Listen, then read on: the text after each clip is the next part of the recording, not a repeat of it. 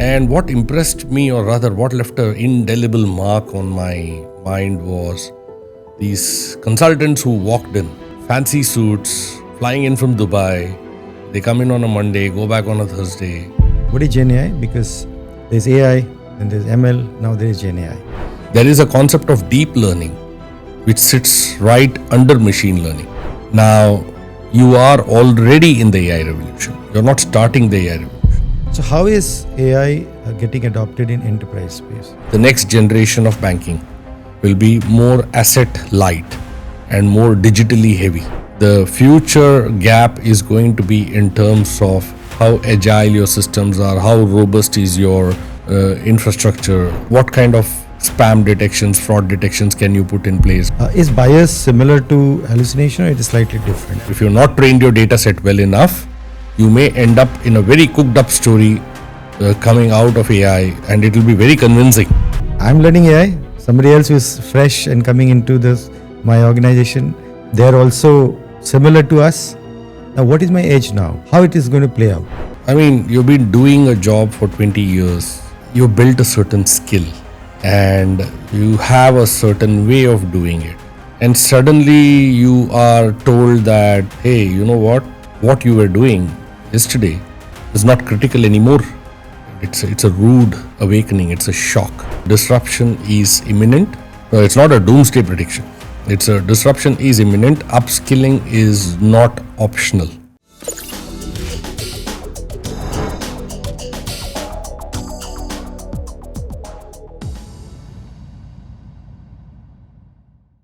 Good morning, good evening to everyone. Welcome to another episode of FutureForward, a podcast on AI, business analysis, and data analytics. In every episode, we talk to an industry expert and we talk about technology, business, data, skills, and career path. Today's guest is one of the most dynamic and agile professionals I've met in my career. He's a technology leader with deep expertise in AI, data analytics, and cloud strategy. With over 2 decades of experience, he has helped global enterprises harness data-driven insights and also drive scalable business transformations using AI-led innovations. He is a recognized thought leader in AI and analytics space. He is also a fitness enthusiast and a passionate trekker. Let's meet Balaji Rajagopalan, who is a Vice President of Cloud and Data at Capgemini India. Let's talk to him about artificial intelligence. Watch this episode till the end, as this is going to be nothing less than a masterclass in artificial intelligence. Let's get started, guys. Hi Balaji, great to have you on the show. So today we are going to talk about artificial intelligence. So there will be 3 sections in the show. First we'll talk about you, then we'll talk about AI in general, and then we'll have discussion on how AI is impacting the careers of professionals today. So let's get started. Let's start with talking about you. How was your childhood? Any memories of your childhood? Good morning, Abhishek, and thank you for having me in this show, and really appreciate you taking the time. It's a great opportunity for me to share my experiences with all of your viewers. Let's start with my childhood. So, I'm a Mumbai boy, born and raised here.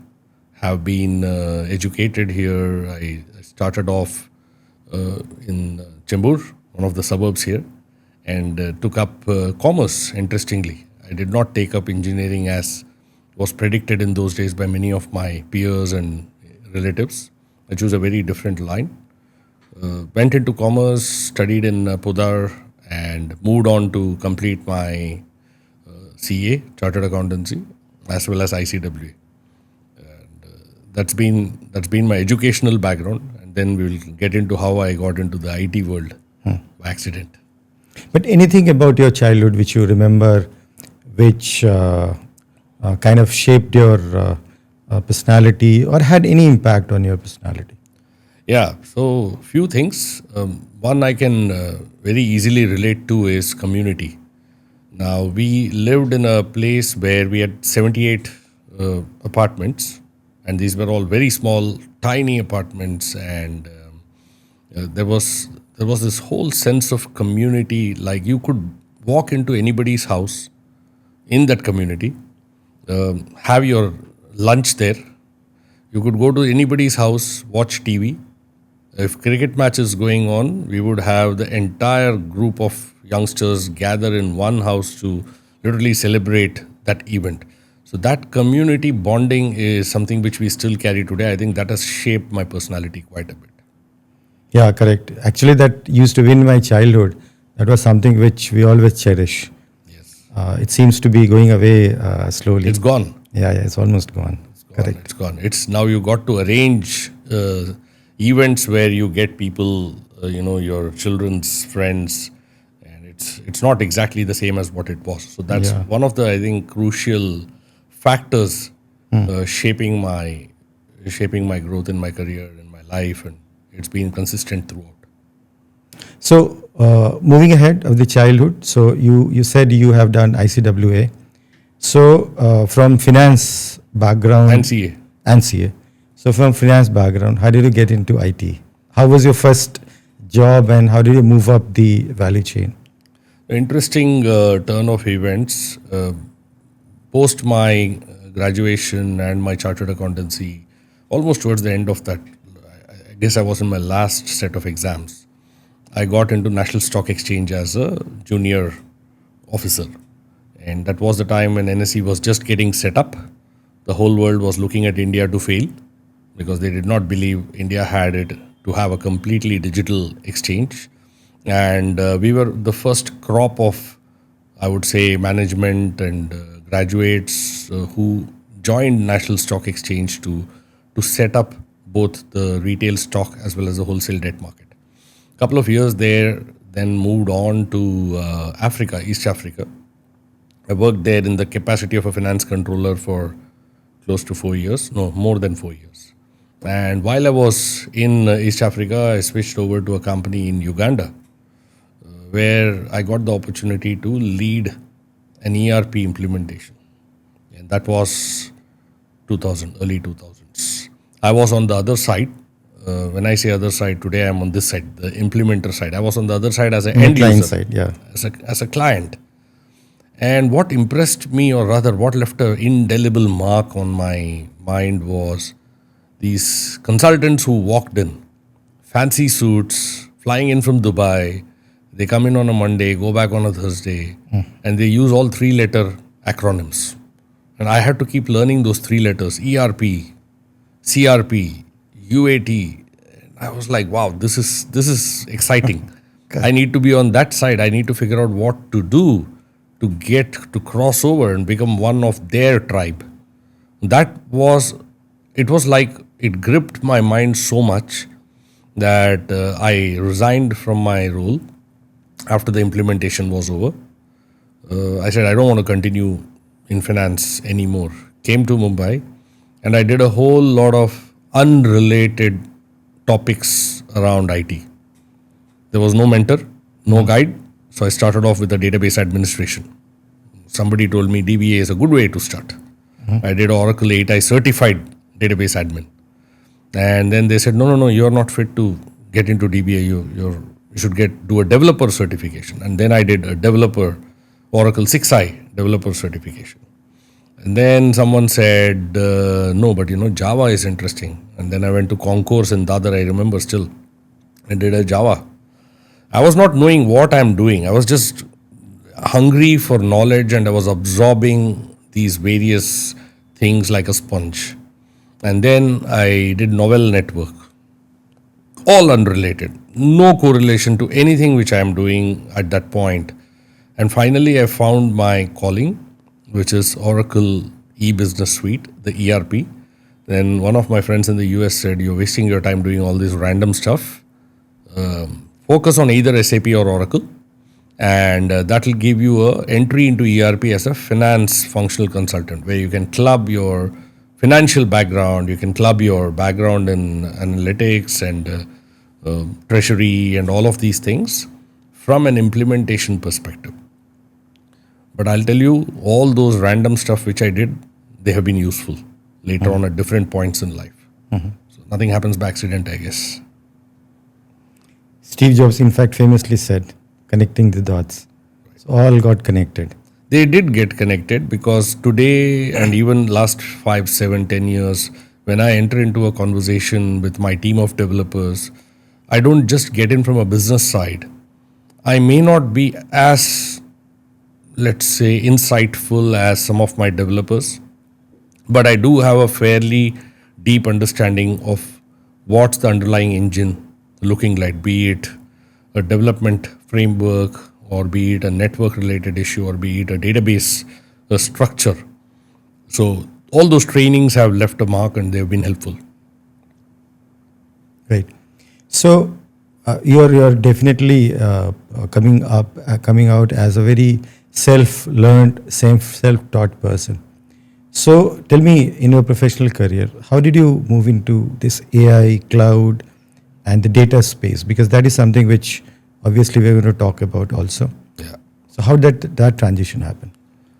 So foundationally, I was on the Oracle space for a very long time. We worked closely on Oracle, and it has been my passion for many, many years. I did look at various technologies inside of Oracle. Oracle itself is a very big ecosystem. Like PeopleSoft, I dabbled with PeopleSoft for a couple of years on the development side. This was early 2004, 2006. We were part of the 8.8 release from one of the previous organizations, and Oracle was investing heavily, and Oracle acquired PeopleSoft at that point in time.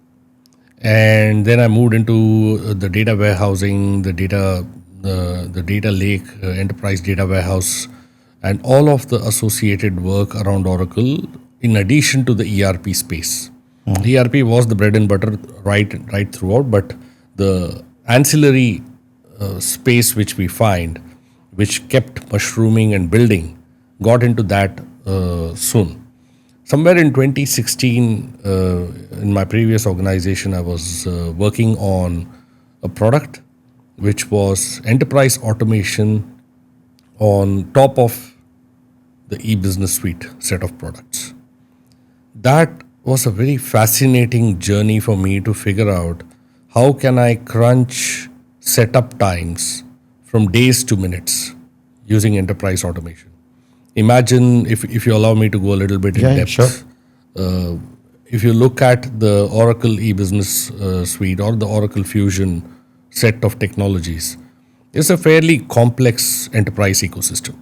Now, what it meant is that you gather information from your customer. That's an art. You talk to customers, you gather their information, figure out what kind of legal entities, set of books, chart of accounts, how many segments, how many qualifiers, all of these things you figure out and map it. And then there was this functional consultant role who would sit and punch it into the front end of the application before your conference room pilot, to enable your people to test, and the customer, of course, to test whether the setup looks exactly the way they wanted it. And this automation started off to replace that function of manually keying in some of this. That was very interesting stuff 8-9 years ago. And it was early days of AI, super early, I should say. And it was more of automation, and that to structured automation. So that was the start. 2019, I got an opportunity to lead the AI and automation space in the current organization. And that was the start of my interest in navigating away from the world of functional expertise, enterprise resource planning, data warehousing, and all of those back, or rather forward into the AI space. Very, very interesting times. It led me to self-learning, more self-learning, and that is the turning point, I would say, it's the cusp of moving from DW to AI. Okay. So since we are now talking about AI, let's go down a little at the ground level to discuss about AI. Yeah. So let's start by saying, what is AI? For a common person who's into IT, but they want to understand what is AI. How do you describe AI? AI is no longer that mystical as what it used to be, let's say 7, 8 years ago. 7, 8 years ago, AI was the stuff of dreams. Now, if you look at, let's say, a movie Avatar, that was, I would say, a lot of artificial intelligence went into Avatar. It may not have been called AI, but the creation, the images, the kind of rendering of the backgrounds, the colors, all of them were, there was a huge amount of artificial intelligence in addition to the director's imagination, which went into creation. So it was the stuff of dreams. Today, artificial intelligence is a little more accepted. It's a little, what's the right word? It's a little more prevalent in the market, and people understand AI. Now, AI has got multiple components in it. Now, you will hear people throwing acronyms like ML, machine learning, deep learning, neural networks, and all of these things, but all of them are a subset of this whole fabric called AI. So, to give you a few examples of what AI can mean, today, the most popular example is Gen AI. Generation of content today is so easy. You can create an image, you can create audio, you can convert speech to text, text to speech to speech linguistically, and you can also create some very nicely curated documents using Gen AI.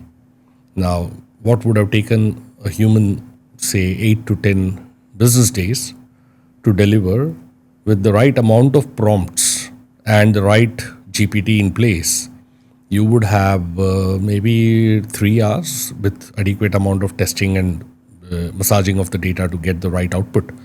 That's a classic example. But I want to take you back to, say, 15 years ago, maybe a little longer, when Google Maps came into existence. One of the very early adopters of AI. Imagine the continuously moving map of a city.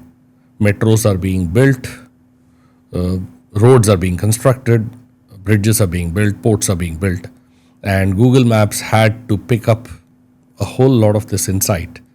There was nobody at the back end sitting there and running to the CEO of Google and saying, "Hey, I've built a new road. Can you enter it into your database?" No. It is a combination of data driven by satellites, then categorized by machines, crunched in to identify what that map, what it represents in the context of that map, and then incorporated into a map for you to be able to choose that. Look at decision making. You're familiar with a road trip where you've gone on the road and Google suddenly suggests an alternate route for you to take. Now, obviously, there is a certain amount of intelligence which is going in to determine that there are so many cars on the road, there is a congestion, it would be better for you to take an alternate route. So all of these are, examples of AI in everyday life. Uber is a classic example of AI. Think about the matching algorithms you need to do, the amount of data it needs to crunch, payment processings which needs to happen. So it's a classic case of automation AI put in place on top of a robust UI. Correct. In fact, Google Maps example was an excellent example of understanding what is AI and how it is being used. But when you talk about AI, machine learning can't be left behind. Yeah. Because machine learning plays a very important role in AI. So tell us, our viewers, what is machine learning and what is the role it plays in artificial intelligence? So the Google Maps example was excellent. Because that's a good way to understand what role does AI play in even everyday life. So, but whenever we talk about AI, machine learning is one of the things which comes absolutely close to AI. Yeah. But many people have a confusion in terms of the connection between machine learning and AI. So what is machine learning from a very layman's perspective, and what role does it play in AI? Sure. So we have to understand that AI is a mimicking of human intelligence. Maybe I should have started with that while explaining AI, but let's do that now. Artificial intelligence is a way for a machine or a system to mimic human intelligence, take decisions, predict trends, create stuff. And machine learning is a subset of artificial intelligence. Now, there are very clear definitions, and I want to call out clearly that do not, for all the audience here, do not get confused, do not get misled into terminology. Machine learning is, it's got, of course, types and subtypes under it, but in a nutshell, machine learning helps you to work with some basic use cases like, say, fraud detection, spam detection, price prediction, and so on. Now, it works very well when it comes to small to medium data sets. Now, if you want to run a price prediction algorithm for, let's say, a department store, and it's got a data site of a few terabytes, you have to implement a machine learning model. It works on structured as well as unstructured data sets. And there are some deeply technical terms which I think you want me to avoid today, Yeah. in order to keep it a little simple. But that's the crux of machine learning. It's a subset of data, it's a subset of AI. It works on small to medium data sets, and it works on some basic use cases in terms of what systems can achieve. Okay. So, AI, machine learning. Now let's talk about Gen AI. So, November 2022, ChatGPT came into picture, 3.5, and that changed the whole artificial intelligence space Yeah. forever. So, people are now more familiar with what is AI because of the Gen AI, right? Because ChatGPT is a type of Gen AI. Yeah. So, now let's talk about Gen AI. What is Gen AI? Because there's AI, then there's ML, now there is Gen AI. There is something in between as well. Yeah. Okay. So let's talk about that, and also what is Gen AI then? Where does it stand in this entire space? Sure. So I didn't want to complicate it, but since you created a hierarchy, I thought it's important to clarify. Yeah, sure. There is a concept of deep learning, which sits right under machine learning. Right. Now, when you're working with very large set of data, and you need to create multiple levels of hierarchy inside that large data set. Now, these hierarchies are not clearly visible in the beginning. You cannot have a person draw out those ERD kind of structures because these are very complex data sets, rows and rows of structured, unstructured data, combining voice, image, video, text, and so on. And you need to create patterns out of such data sets. You use what is called as a deep learning. Now, deep learning brings to life artificial neural networks. It's got some technical terms which I just want to mention but not get into it, like CNNs and RNNs, which form part of a deep learning algorithm. But it can construct massively multiplayer scenarios for you, which are it's a subset of ML, but it works with larger data sets, and it works with a lot of complex and multi-level hierarchical systems. That was important in the context of AI. Gen AI, yes, Abhishek, we launched into a world where the world was taken by storm, literally, with ChatGPT. It kind of showcased the power of what AI can do for an average human being. All of them were available in the past also. Like, because we are in the field, we were using generative AI for many years, even before ChatGPT made it prevalent. But we probably did not call it Gen AI. I'll give you two examples, and then we can go on to the power of Gen AI. Like in the current organization, we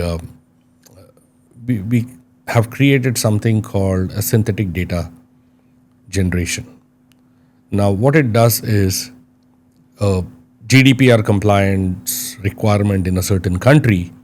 You want to share multiple millions of rows of data to a vendor in India, but you do not want the real data to be shipped over because it fails a GDPR test. Now you can train an AI model to generate the same millions of data rows, mimicking the same characteristics of social security number, demographic, race, age, ethnicity, and so on. And it could be in the context of, say, an insurance provider. It could be in the context of a healthcare provider. You could mimic and generate those millions of rows, and those rows can be used for creating systems, testing systems, and so on. There's an example of GenAI. Now, coming to the GPT-4 and all the latest trends which are in place today, Google has launched its own, Gemini, you are aware. OpenAI launched ChatGPT, and that's the real kicker for everyone. And today we have China bringing in DeepSeek, that's a disruptor as well, and that's a continuously evolving and very fast running ecosystem. Now let's define Gen AI. Generative AI, by the very name, is when you use AI to generate content. Now, if you're going to create a deep fake, that's an example of Gen AI. It's a negative example, but it's still an example. If you're going to create an advert using inputs, prompts, voice, and images, but you want a completely AI-driven advert creation. It's possible today, Abhishek. Don't rule out an Amitabh Bachchan voice coming out and selling Parle-G biscuits, with the images and everything. It will run into legal issues. That's a separate thing, but you can generate that using AI. Yeah, it can be scary, but it is true. Yes. So that's generative AI. In the business context, analysts who are creating business analyst documents, let's say you're creating a process definition or you're creating a BRD, a business requirements document, you will be able to generate a BRD using some of the tools much, much faster. It's scary because it will lead you to the thought of, will it make people redundant? Yeah. But that's what generative AI is. When you can create content like text, voice, videos, images, all of these are examples of generative AI. It does take a lot of computational power. So Gen AI actually has brought AI into such a limelight that everybody is talking about now AI. It's also created a bit of FOMO for many professionals. Yeah. But let me ask you this question. So it seems to be very powerful. It seems to be doing a lot of things. But in reality, if you look at the AI growth, as you mentioned earlier, is mimicking human intelligence. So where do you see AI currently is in terms of achieving human intelligence? I want to probably take an example of how these revolutions happen and my own take on both the velocity as well as the impact of these revolutions. If you look at agricultural revolution, it lasted a few thousand years, and it revolutionized crop yield, it revolutionized the way people live, their nutrition values, and so on. If you look at industrial revolution, it was much shorter than the previous one because of mechanization, because of transportation, because of faster, cheaper, better ways of transporting, manufacturing. So you had a scenario where you could manufacture in one part of the world, and you had reasonably good systems to transport stuff across the globe, be it by ship or train or whatever, depending on how much you're transporting.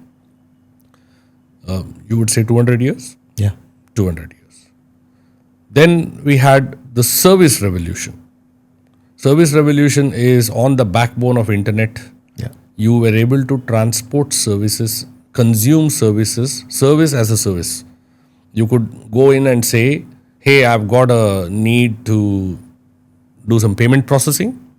I do not have the necessary ability in Europe or in America.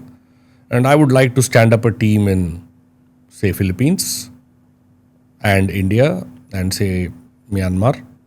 And these three teams should work together, different time zones, and they should do the payment processing for me. Service revolution happened. 40 years. Yeah, approximately. So you see the shrinking. Yeah. Every single revolution which we are bringing or which we are seeing in the market, the circle is getting bigger, the timeline is getting smaller. Now, you are already in the AI revolution. You're not starting the AI revolution. We are already there. We are probably 8-10 years into it. My prediction, my crystal ball gazing is this will be much shorter, 20-25 years overall. And AI is going to become so mainstream and so embedded that it is going to be a de facto feature in most of the things which you do. For example, if you're using an iPhone today, Apple Intelligence is embedded. Yeah. So it's going to become de facto. I hope I was able to answer what you asked. Yeah, but in terms of, let's say, for a common professional, let's say they want to say humans can make decisions. Yeah. Based on whatever, even if little information is available. Yeah. Is AI still there in terms of leveraging the existing information? Oh, yes. And make a decision? Oh, yes. Okay.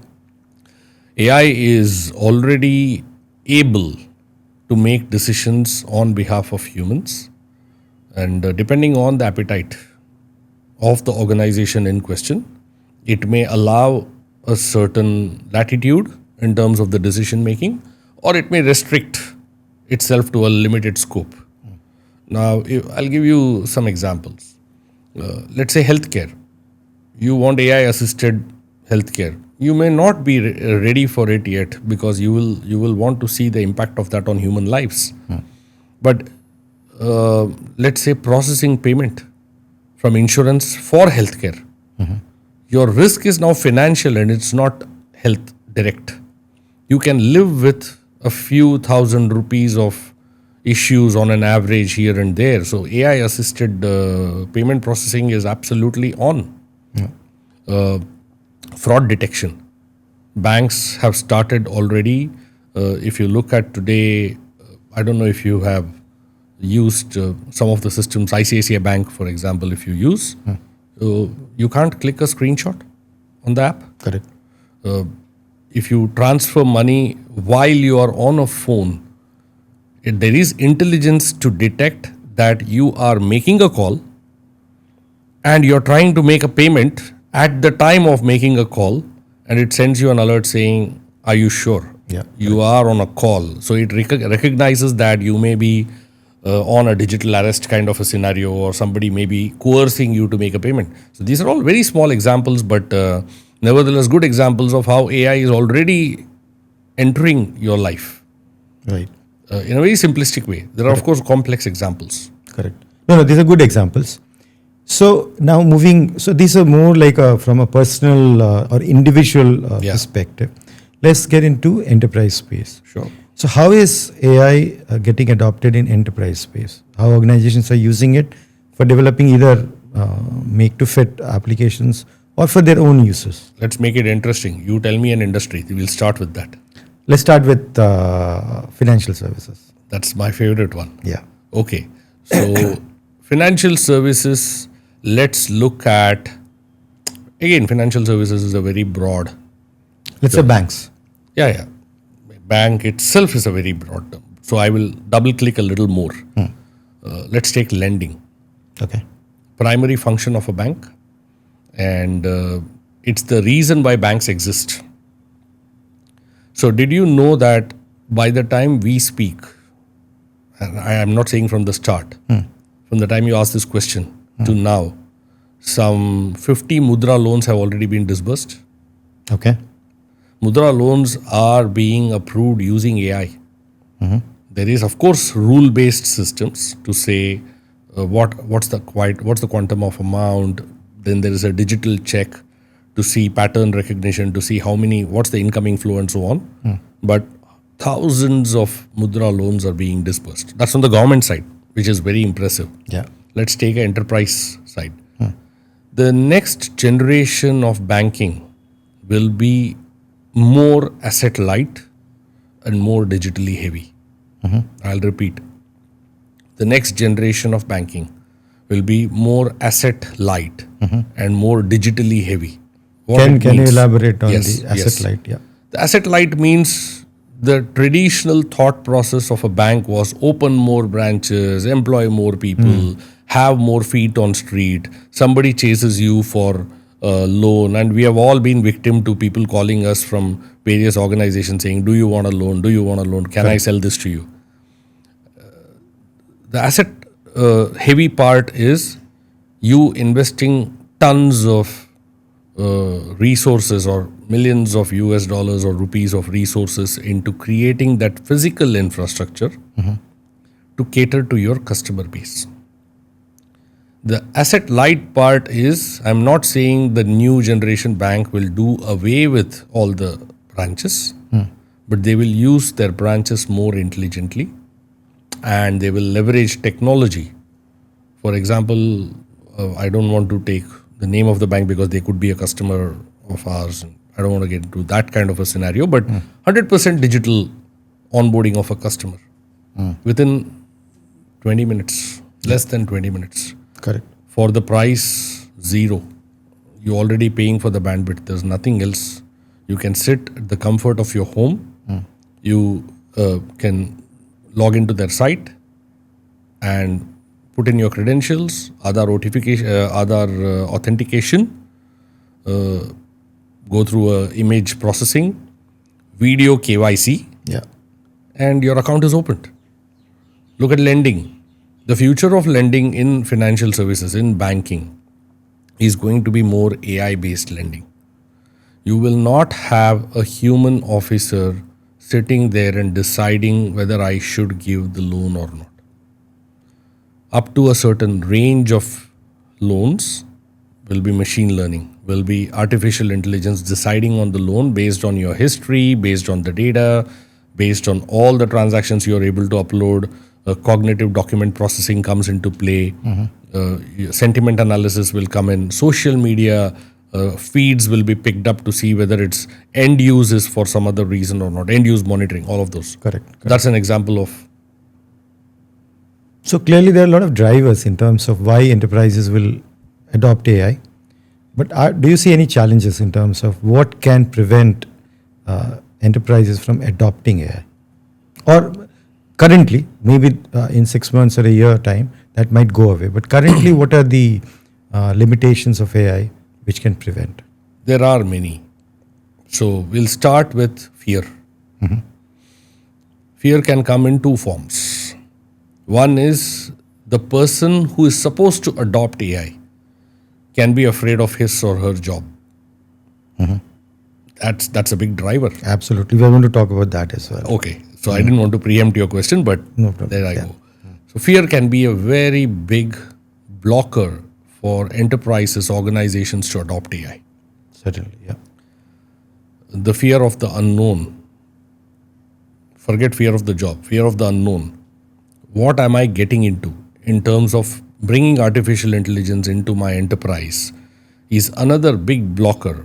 But the message I have for all the enterprises and all the leaders who are listening to this podcast is you really don't have a choice. Because if you don't, someone else will.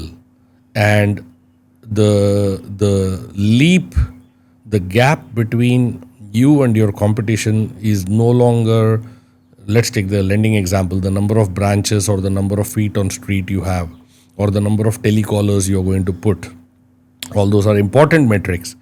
The future gap is going to be in terms of how agile your systems are, how robust is your infrastructure, how secure is your site, what kind of spam detections, fraud detections can you put in place, how fast can you move from offer to approval, Yeah.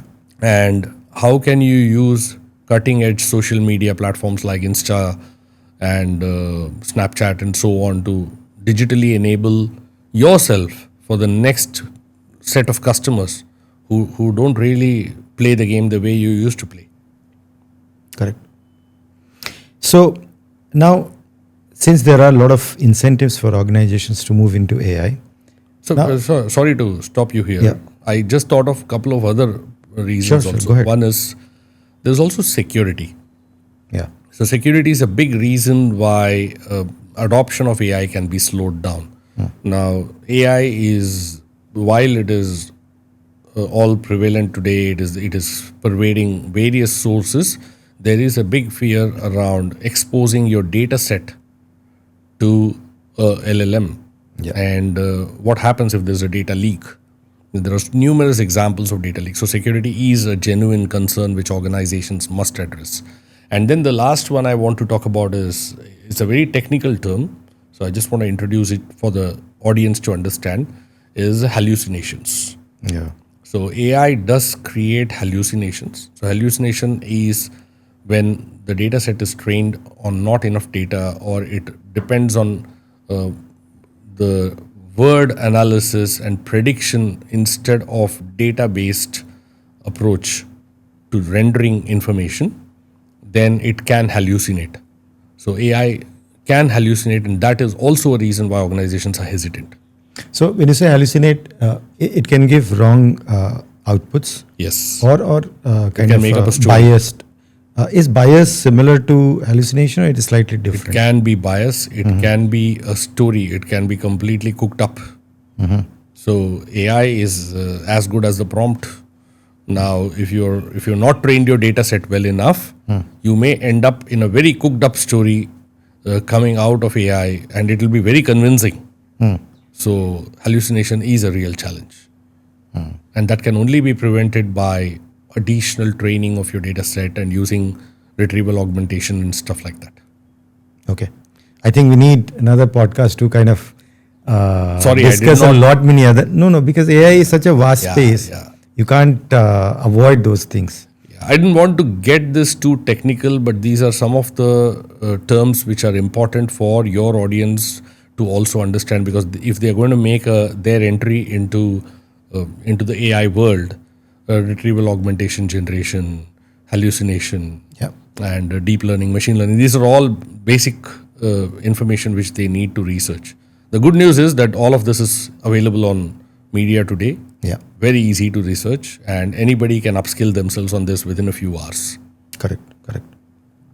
Yeah, so maybe we'll have another podcast on discussing about these tech terms and many other things which we could not discuss today. Yeah, now coming to career and future, because we talked about how AI is being adopted also by enterprises. We have already seen how it is getting into the individual space Yeah. through Gen AI applications. Now, one of the common questions which we heard during our recently concluded event on AI, people are saying, I have spent 10 years, 12 years, 15 years in this space. Yep. And we have learned so many things. Yeah. Now, suddenly my management says, forget everything, learn AI. Yeah. Now, I'm learning AI. Somebody else who is fresh and coming into my organization, they're also similar to us. Now, what is my edge now? Will I get really kind of out of the context, or how it is going to play out? So they were very worried about how things will play out in this case. Yeah. It's a good question. I would like to bring some empathy as well into this conversation, because I empathize with the problem. I mean, you've been doing a job for 20 years. You built a certain skill, and you have a certain way of doing it. And suddenly you are told that, hey, you know what you were doing yesterday is not critical anymore. And it's a rude awakening. It's a shock. So I empathize. So I want to put that empathy out there first, because it's very important. Having said that, people are going to be disrupted, and I want the audience to understand that it's not going to be an easy ride. There is disruption around the corner, and you better buckle up and start upskilling. There is no easy way around it. The good news is, with this proliferation of content which we are seeing today, you no longer have to go to 100 different sources and 1,000 different locations to get upskilled. You can have a nice studio in your home where you sit down, invest in a good set of Bose speakers, spend a couple of hours every day, have a good laptop which you use to upskill, and you are on your journey. Single location, everything comes to you. But to answer your question, disruption is imminent. It's not a doomsday prediction. It's a disruption is imminent. Upskilling is not optional. You have to upskill. Let me segue a little bit and ask you, when was the last time you wrote a check? Yeah, many years ago now. What happened to those people who were clearing checks? Where are they? Today, even if I write a check, the clearing happens through autonomous agents. We live in an agentic world. And that you will hear, Abhishek, a lot more coming, because organizations are now talking about agentic, which I saw is the trend which is picking up. We live in an agentic world. So you have not written a check. There must have been at least 20,000 people in clearing corporations around the country doing check clearing. They have to upskill. They have to move up the chain. They have to figure out what's next for them. I don't think any of them would have lost jobs. But anybody who is unwilling to change their approach will be redundant, and there is pain around the corner. So the message is not negative. The message is more of an alert to say upskill. Yeah, buckle up. Buckle up. Yeah. So you talked about disruptions. So when you say disruptions, will it be the fundamental shift in the way jobs are currently available, or it will be something different in terms of skill sets being disrupted, or it will be complete jobs getting disrupted? Jobs are created, jobs are eliminated, and jobs are reimagined. All three will happen. Okay. I give you an example of a job being eliminated. That's the check clearing part. Let me ask you another job which is eliminated. You and I come from a generation where we were just on the cusp of telegrams getting phased out. Yeah. You must have you have seen telegrams. You've also seen punch card systems. Those jobs are not there anymore. Yeah. Nobody comes to your house and reads a telegram, right? Jobs are reimagined. Your previous financial services, let's take an example of insurance claim. An insurance claim officer in the past would have had to walk, travel on bike or car, hundreds of meters, kilometers, whatever, to assuming from the place where they were physically present to a site of the accident or a site of insurance claim, take physical pictures of the same, and spend the whole day in one claim. Today, the job is reimagined to say, you send me the pictures, I've got enough technology at my end to determine whether it's a deep fake or an original. I can geotag it. I have applications which can provide the security cover to make sure it covers the right images from the app itself. And the processor, the job is reimagined in terms of what they do. So they are probably able to do 20, 30 claims in a day as compared to what. So productivity jump is significant. Now an example of job creation. There was no job prior to 2022 called a prompt engineer. Correct. Today you have a brand new job. You have prompt engineers. So as AI evolves and it becomes more and more and more mainstream, you will have many more examples of jobs being disrupted, jobs being reimagined, and jobs being created as well. And of course, the elimination, it's a continuous process. Yeah. So looking at this change which is happening, or shift rather, which is happening, as a professional, whether I'm in IT or anywhere else, what are the skills which, let's say for example, I have, but they may not last longer, and some skills which I need to maybe acquire so that I can remain relevant in the coming years? There is no silver bullet, first of all. AI is so prevalent that I can't give you one size fits all answer to say, hey, learn this and you've got the solution. Magic. It's not a magic potion. However, let's break it up into a few, let's say, streams. And then maybe we can try to address. Let's look at developers, our favorite Yeah. area of.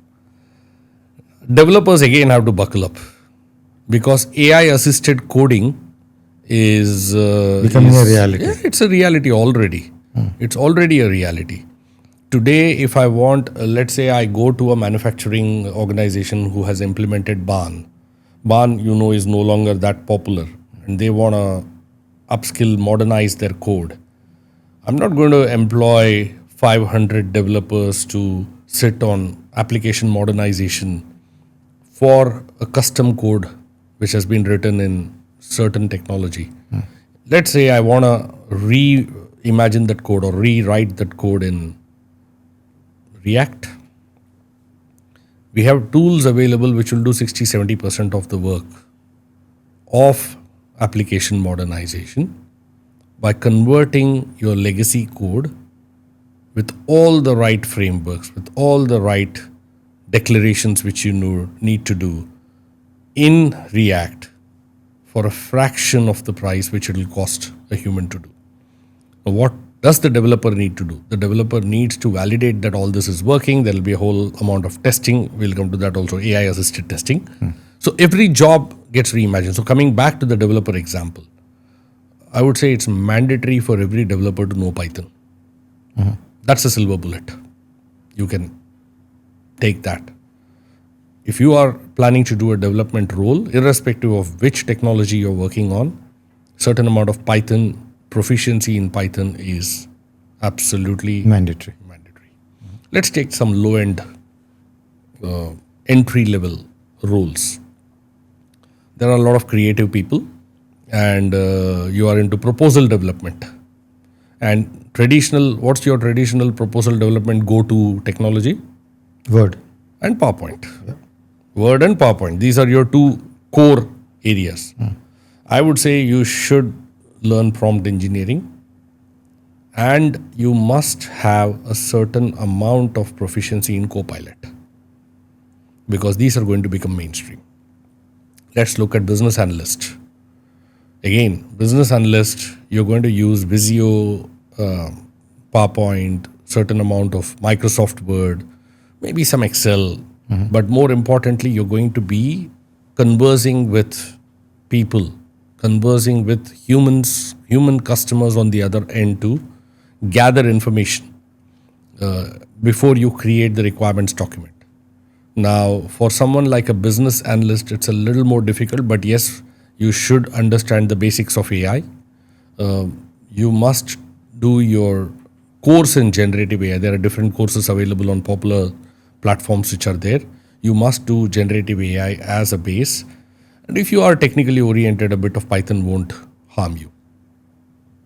So these are some of the hard skills we talked about. Anything which is from a soft skills perspective, which you think will last the AI dominated age as well? Yeah. Critical thinking, I think, will never go away. Of course, common sense is absolutely important. Correct. You should develop common sense, and that's the most uncommon thing nowadays. Critical thinking is my number one skill. I would like the audience to look at. And what is critical thinking? Critical thinking is not why you are doing something. It is about the why behind the why. In the sense, you have to go 2-3 levels deeper to figure out the impact of what you're doing. And sometimes you may not need to do it when you go that deep. And you may be able to go back to your stakeholder and say, hey, this doesn't exist. Why are you asking me to do it? Critical thinking is critical. Sorry for the pun. No problem. Communication, absolutely non-negotiable. Written communication, verbal communication, and body language. All of the good communication principles are super important if you want to build a career.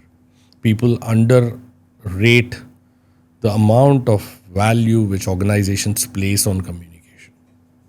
And it's pretty easy to develop. It takes a couple of years of solid focus for someone to become a good communicator. Right. So now, since as an employee, we always look forward to what organizations can do because it's upskilling, investing a lot of time. How organizations can help a professional in terms of getting ready for the AI age? Okay, two-part answer.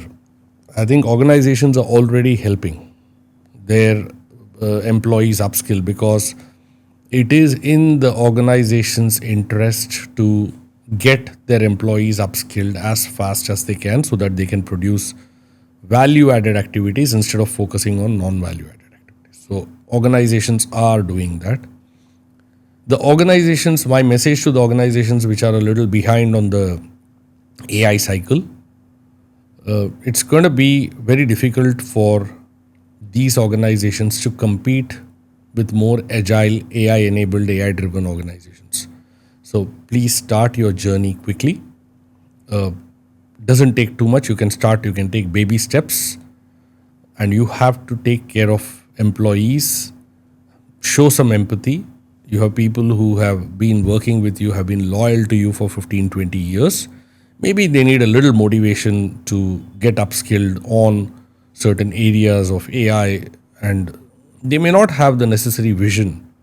Help them with the vision. Create structured paths for them to go through the upskilling, and they will reward you. The employees will reward you with better output, better creativity, as they understand that their careers are also improving through this AI journey.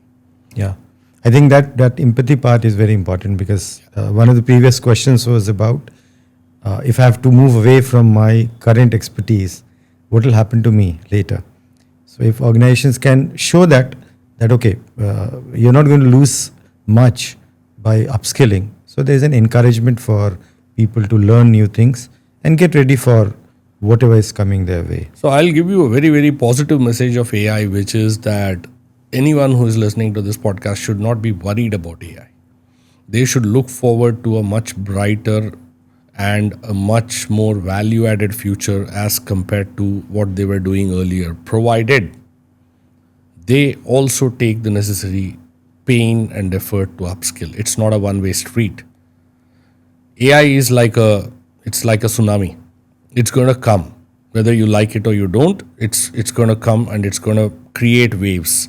Now, whether you drown or whether you surf is up to you. Correct. Actually, that was something which is the best point to close this podcast because it's a good message. So, thank you so much. It was a wonderful discussion today. And to everyone, as I told you earlier, that this particular podcast is going to be nothing less than a masterclass on artificial intelligence. Of course, there are many things. AI is pretty vast. So we are going to discuss many things on AI later in some other podcast episodes. Thank you so much for watching. Have a good day.